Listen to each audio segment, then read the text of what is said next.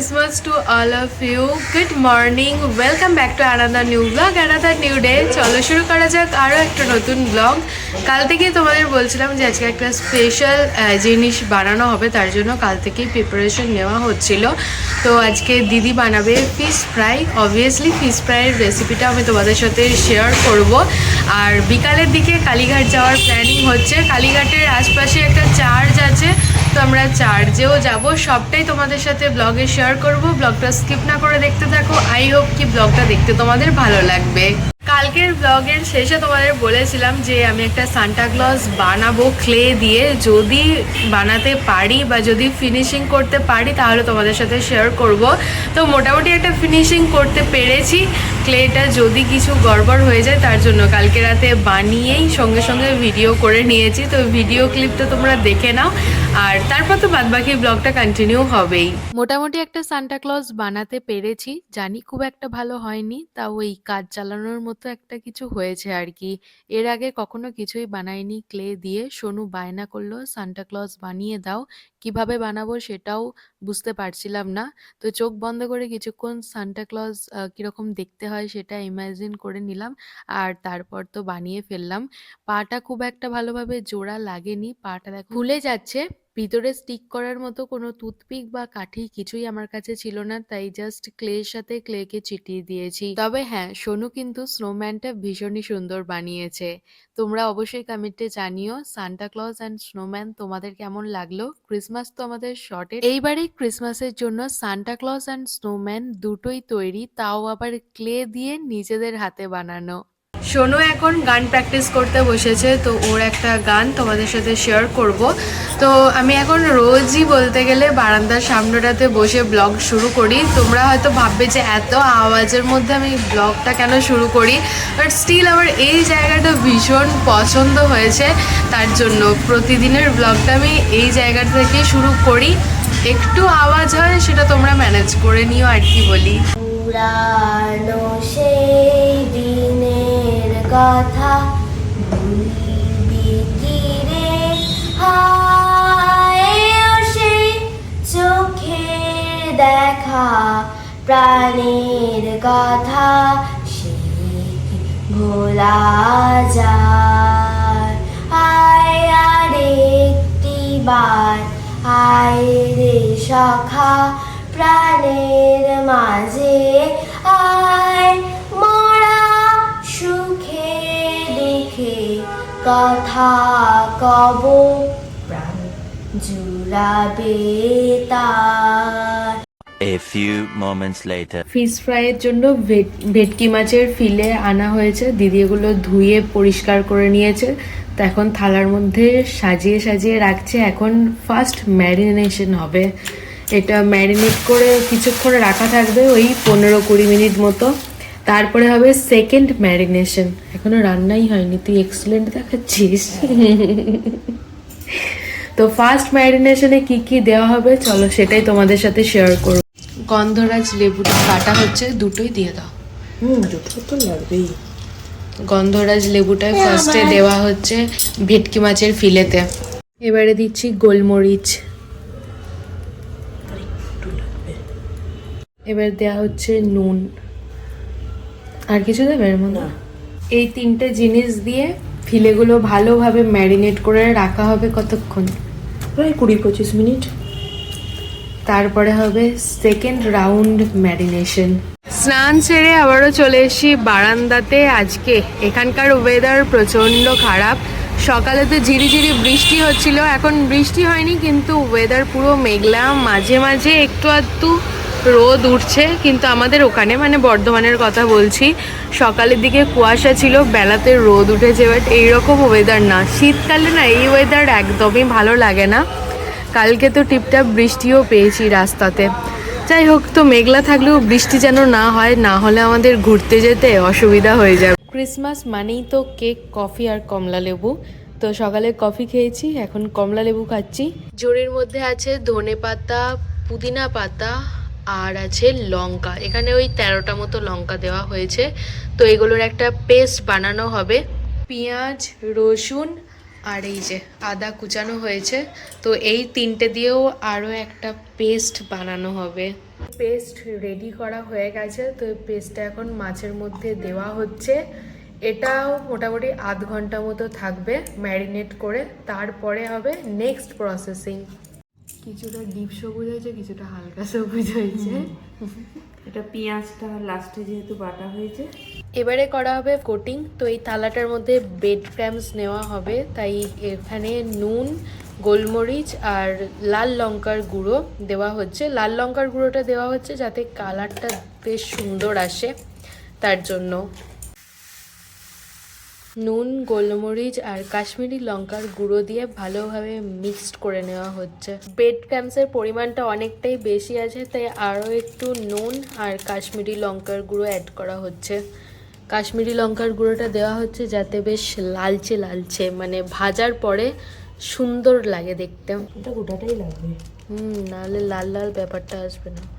মা একটা কিসে বেশ দিয়েছিল, ভাল লাগছিল দেখতে। কিসে দিয়েছিল আবার ভুলে গেছি। ম্যারিনেট করে রাখার পর এদিক ওদিক করে সবকিছু জোগাড় করা হচ্ছিল। কিভাবে যে আধ ঘন্টা পেরিয়ে গেল বুঝতেও পারলাম না। আধ ঘন্টা পরে দেখলাম পেস্টটা থেকে এতটা পরিমাণে জল বেরিয়ে গেছে। ময়দা অ্যাড করা হচ্ছে, ময়দা দিয়ে ভালোভাবে ম্যারিনেট করা হবে, একটু টাইট করা হবে মাছের ফিলেগুলো, তাই তো? একটু মানে মশলাটা যাতে ধরে থাকে। বাট পুদিনা পাতার স্মেলটা না ভীষণ সুন্দর আসছে। নুনটা নিয়ে গেছিলে? না, নিইনি তো। বাটির মধ্যে 5টা ডিম ফাটিয়ে নেওয়া হচ্ছে, এতেও আলাদা করে নুন আর গোলমরিচ দেওয়া হয়েছে। ভেটকি মাছের ফিলেগুলোতে এখন অল্প একটু ডিমের গোলা অ্যাড করা হলো। এইবারে হবে ফাইনাল ম্যারিনেশন।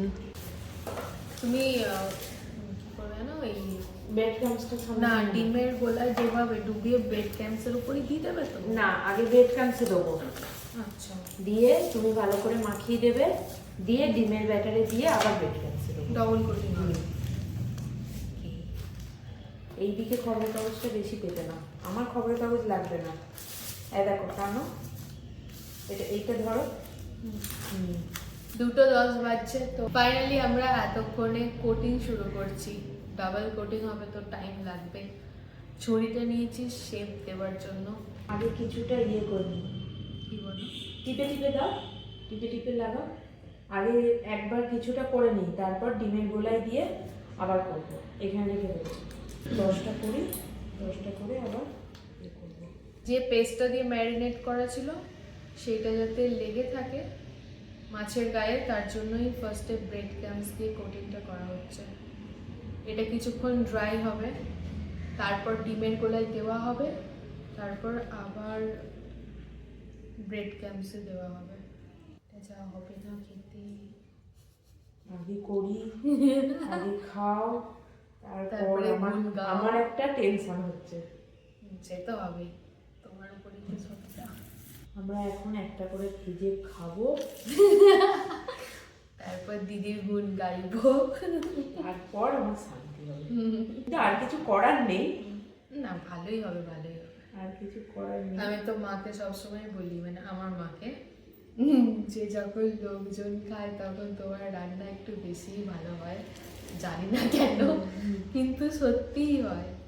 মা বলে আমি কি তাহলে তোদের খারাপ খাওয়াই? সেটা নয়, তখন একটু কষিয়ে কষিয়ে তেল মশলাটা বেশি দেওয়া হয়, তো অটোমেটিক তেল মশলা দিলেই রান্নার টেস্ট ভালো হয়ে যাবে। কিন্তু এটা আমার মনে হয়। তোমরা হয়তো ভাববে এখন সোনুকে দেখতে পাচ্ছ না কেন, সোনু এখন ক্রিসমাস ট্রি নিয়ে ব্যস্ত আছে, আর সাথে স্নোম্যান আর সান্টা ক্লজ, ওই দুটো নিয়েও ব্যস্ত আছে। ঘরের মধ্যে একা একা কি করছে জানি না, ভালো ধরে যাচ্ছে কিন্তু। ময়দাটা করেছে না, মনে করলাম সিঙ্গেল কোটিং হবে বলে। না সিঙ্গেল কোটিং হলে ভিসপেট ভালো লাগবে না। আর মশলাটা ধরেও থাকবে না, ডিমের মধ্যে ঢোকালে মশলা ছেড়ে যাবে। নিয়মিত এর আগের দিন আমি ফিশ ফ্রাই বানালাম কর্নফ্লাওয়ার দিয়ে। ওইসব যত কম খাওয়া যায় ততই ভালো। আমাদের মোটামুটি অনেকগুলোই ফিশ ফ্রাই হয়ে গেছে। ফার্স্ট কোটিং আর কি সেকেন্ড কোটিং হবে না? না এবারে করে নি, এবারে করে নি, এটাই সুবিধা হচ্ছে। এগুলো সেটটা কিভাবে দেবো সেটাই তো বুঝতে পারতেছি না। মাছের সেট হবে? মাছের সেট না, চারচো মানে চার চৌকোটা হবে? মাছগুলো তো ধরো ভ্যারাইটিস রকমের আছে। তো সব কটা ফিশ ফিঙ্গার বানিয়ে দাও না। আমি দেখ ফিশ ফ্রাই থেকে এই যে একটা সোনুর জন্য, একটা তো না 3-4টে রয়েছে এরকম ফিশ ফিঙ্গার হচ্ছে, এটা অনলি ফর সোনু। ওকে এই মা সবসময় এটা আমি এটাই করি, চেয়ারের ওপর থেকে পড়বে। এই দেখো আমাদের ফিশ ফ্রাইয়ের ফার্স্ট কোটিং কমপ্লিট, পুরো সুন্দরভাবে সাজিয়ে রেখেছি, দোকান মনে হচ্ছে ফিশ ফ্রাইয়ের দোকান। চলো এবারে সেকেন্ড কোটিংটা করব। এই যে এর মধ্যেও পুদিনা ধনেপাতার পেস্ট একটু রয়ে গেছিলো, সেটা দিয়ে দেওয়া হলো। ডিমের রঙটাও চেঞ্জ হয়ে গেছে। এখনও 2:30টাও বাজেনি, জাস্ট ওই 16 কি 17 মিনিটের মধ্যে ফার্স্ট কোটিং কমপ্লিট হয়ে গেছে। আশা করছি 3টের মধ্যে পুরোটা কমপ্লিট হয়ে যাবে। আর তারপর তো আমরা বিকালবেলায় যেটা প্ল্যানিং আছে, মানে কালীঘাট যাওয়ার, তো কালীঘাট যাব। আজকেই তো যাবে সবজি বাগান লেনের ওই শীতলা মন্দিরে, আজকে যাবে তো? আজকে আমরা 3টে জায়গায় ঘুরতে যাব, 3টে। তো দিদি ব্রেড ক্যাম্পসের মধ্যে আরও একটু কাশ্মীরি লঙ্কার গুঁড়ো দিল, সেটাই ভালোভাবে মিক্সড করে নিচ্ছি। নুনও দেবে? হ্যাঁ দাও। এই তো এবারে রঙটা ভালো এসছে। বেশি নুন দিও তো, ভয় কেন পাও? তো পরিমাণটা বেশি বলে। হ্যাঁ চেপো চেপো চেপো প্রেশারটা। এবার দাঁড় করিয়ে ধারগুলোকে একটু হলে এবার সেটটা এবার সেটটাকে বাঁ হাতে চেপে ধরো। হ্যাঁ টেপো, ব্যাগ জোরে টেপো। হ্যাঁ এই তো আজকে আপন জনে পাঠাতে ঘুরিয়ে নাও, ঘুরিয়ে নাও। হ্যাঁ দিয়ে এবার ওপর থেকে 4 চৌকো, এখানে কোনটা একটু বেড়ে গেছে কোনটা একটু ঢুকিয়ে নাও। একদম 4 চৌকো তুমি যেমন শেপ দেবে ওর তেমন শেপ এসে যাবে। এবার ভালো করে এই ইয়েটাকে চিপে চিপে মাখাতে হবে।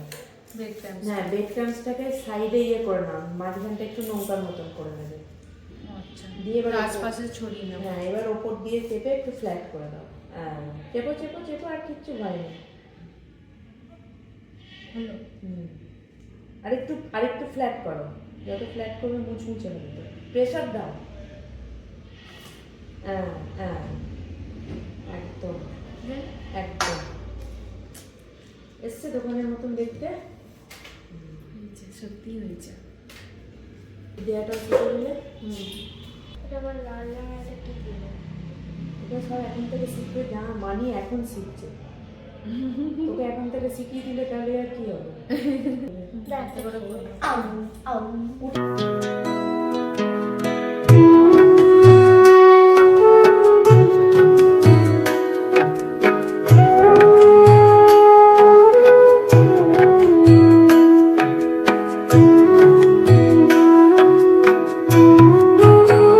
এই দেখো আমাদের এখানে সমস্ত ফিশ ফ্রাইয়ের ফাইনাল কোটিং কমপ্লিট। তো এখানে সোনুর জন্য 3টে ফিশ ফিঙ্গার আর এই যে এই 3টে ফিশ অ্যান্ড চিপস টাইপের হয়েছে। দেখো কাশ্মীরি লঙ্কার গুঁড়োটা দেওয়া হয়েছিল বলে বেশি সুন্দর লাগছে দেখতে। বাজছে ঘড়িতে 3:22। তো ফিশ ফ্রাইটা এখন ফ্রাই করা হবে, তারপর তো আমরা টেস্ট করে দেখবো যে কেমন হয়েছে।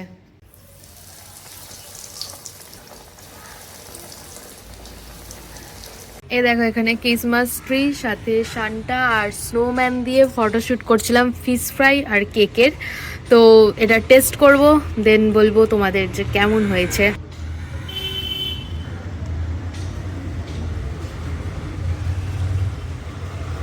ভীষণ সফট হয়েছে। এই কাসুন্দিটা দিদি ঘরে বানিয়েছে, তো এটা দিয়ে একটু টেস্ট করব।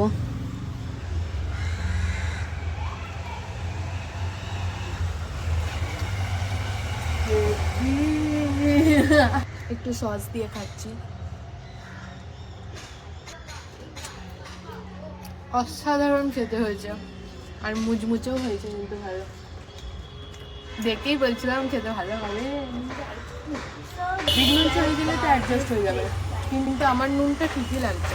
এই সুন্দর ফিশ ফ্রাইটা আমি এনজয় করি বারান্দায় বসে বসে, এরকম মেঘলা ওয়েদার। 1 eternity later. 5:15 বাজছে, তো রেডি হয়ে বেরোলাম ফাইনালি।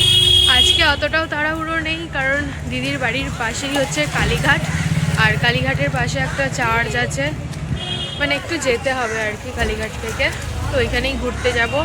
আর এইখানে সবজি বাগান লেনে একটা শীতলা মন্দির আছে, তো ওই মন্দিরটাতেও একবার ঢুকবো। গতকাল বাপির সাথে কথা হলো, তো তখন বাপি বলল সবজি বাগান লেনে শীতলা মন্দিরটাতে একবার ঘুরে আসার কথা।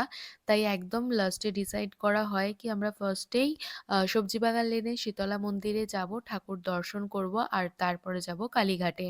তো পরে আমি দিদির কাছ থেকে জানতে পারলাম শীতলা মায়েরা 3 বোন শালকিয়াতে খুব বড় করে শীতলা পুজো হয়। ওখানে বড় বোন আছেন, নরেন্দ্রপুরে আছেন মেজ বোন, আর চেতলাতে আছেন ছোট বোন। খুব জাগ্রত ঠাকুর, নির্দিষ্ট কিছু নিয়ম মেনেই পুজো হয়। এখন আদি গঙ্গার ব্রিজটা ক্রস করছি, রাসবিহারী রোডটা ধরে যখন যাই তখন এই ব্রিজটা দেখতে পাই। ব্রিজ দেখতে পাই বলতে তেমন কিছু না, ওই লাইটিংটাই দেখতে পাই। তাই দিদি বলছিল দেখো ব্রিজ থেকে রাস্তার দিকে তাকাও, রাস্তাটাও দেখা যাবে। তো খুব একটা ভালোভাবে বোঝা না গেলেও ওই লাইটিংটাই দেখা যাচ্ছিল। তো চলে এসি আমরা কালীঘাটের মন্দিরের কাছে। ওই দেখো মন্দিরের চূড়া দেখা যাচ্ছে। গোটা রাস্তায় তো 25শে ডিসেম্বরের জন্য সুন্দরভাবে গেট লাইটিং করা হয়েছে। এর আগেই তো একটা ব্লগে তোমাদের সাথে শেয়ার করেছি, এই বছরে কলকাতায় এসে 25শে ডিসেম্বরটা খুব ভালোভাবেই উপভোগ করতে পেরেছি প্রত্যেকটা দিন। ভিতরে ফটোগ্রাফি ভিডিওগ্রাফি একদমই অ্যালাউ না, তাই বাইরে যতটা পারছি সেটাই ভিডিও করছি। ঠাকুর দর্শন করব আর ঠাকুরের কাছে পুজো দেবো, তার জন্য লাইনে দাঁড়িয়েছি। দিদি বলল আগে এইরকম সেট আপ ছিল না, এই জায়গাটা পুরো খোলামেলা ছিল, বাট এখন সব রেলিং দিয়ে ঘিরে দিয়েছে, গোল গোল করে প্রচুর ঘুরতে হচ্ছে, আর তারপরে গিয়ে আমরা ঠাকুর দর্শন করতে পারছি। নর্মাল যে লাইনটা আছে সেখানেই আমরা দাঁড়িয়েছি, তাতেই আমাদের 40 থেকে 45 মিনিট লাইনে দাঁড়াতে হয়েছে।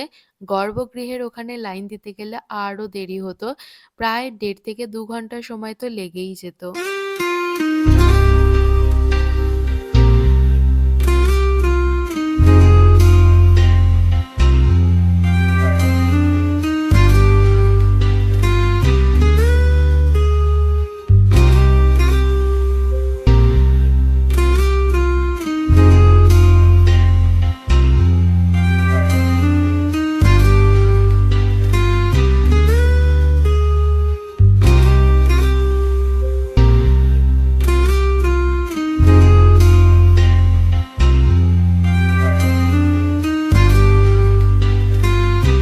সম্ভবত আমাদের 1 নম্বর গেট দিয়ে এন্ট্রি হলো, আর এখন বেরোচ্ছি 4 নম্বর গেট দিয়ে। চারিদিকেই ঘেরা, 4 নম্বর গেট দিয়ে বেরোনো ছাড়া আর কোনোই উপায় নেই। তবে হ্যাঁ, 5 নম্বর গেট দিয়ে যারা ভিআইপি তাদের এন্ট্রি হচ্ছে। কালীঘাটে খুব ভালোভাবে দর্শন করা হয়ে গেছে, এখন চার্চের দিকে যাচ্ছি। এখান থেকে চার্চটা কতটা দূরে? একটুখানি, ওই 5 মিনিট মতো লাগবে। মন্দির থেকে বেরোনোর সময় দেখলাম প্রচুর দোকান আছে, বলতে গেলে প্রায় সব দোকানেই শাখা আছে। শাখার দাম জিজ্ঞাসা করায় ওনারা বললেন একরকম শাখা আছে যেগুলো খুব সুন্দর ডিজাইন করা, তার দাম 250 টাকা, আর এক রকম শাখা আছে যার দাম 450 টাকা। সেগুলো অ্যাজ সাচ খুব ভালো কিছু ডিজাইন ছিল না, ওই নর্মাল শাখায়। দামের ডিফারেন্স কেন জানতে চাওয়ায় ওনারা বললেন 450 টাকার শাখাগুলোই অরিজিনাল শাখা, 250 টাকার শাখাগুলো শাখা বানানোর সময় যে গুঁড়ো বেরোয় সেই গুঁড়ো দিয়ে বানানো, যার জন্য ওই শাখাগুলো খুব একটা বেশি টেকসই হবে না। স্কাই ওয়ার্কের নিচে ফুটের ওপর প্রচুর দোকান ছিল, এমনি জাস্ট র্যান্ডাম দেখতে দেখতে চলে গেছি, দাঁড়াইনি কোনো দোকানে। স্কাই ওয়ার্ক এন্ড হয়েছে ঠিক তার অপোজিটেই হচ্ছে গ্রিক অর্থোডক্স চার্চ। এই ফার্স্ট টাইম কলকাতায় কোনো চার্চে আমি এলাম। ভিড় তো ভালোই আছে, ক্রিসমাস বলে কথা, তবে হ্যাঁ একদমই লাইন পড়েনি, তাই খুব বেশিক্ষণ আমাদের দাঁড়াতে হয়নি।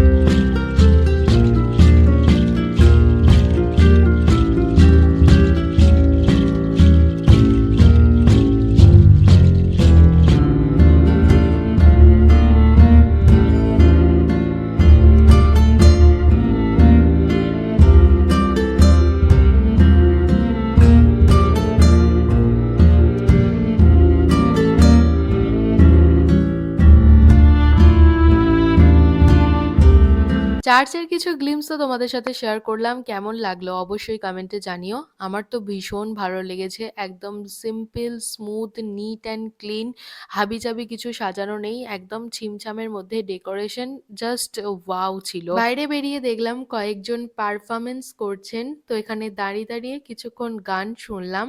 8:15 বাজছে, তো আজকে তাড়াতাড়ি বাড়ি চলে এসেছি। কালীঘাটে গিয়েছিলাম, তো খুব ভালো দর্শন করেছি, বাড়িটা একদমই পাশে, তাই আজকে তাড়াতাড়ি ঘুরে ফিরে বাড়ি চলে এলাম। আর এই ব্লগটাকেও তাড়াতাড়ি এন্ড করে দিচ্ছি। যদি কিছু ভালো লেগে থাকে তাহলে please do like, share and subscribe. অবশ্যই কমেন্টে জানিও যে ব্লগটা দেখতে তোমাদের কেমন লাগলো।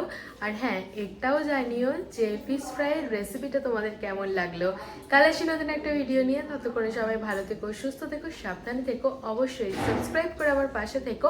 সো চলো ফাইনালি আজকের মতো টাটা।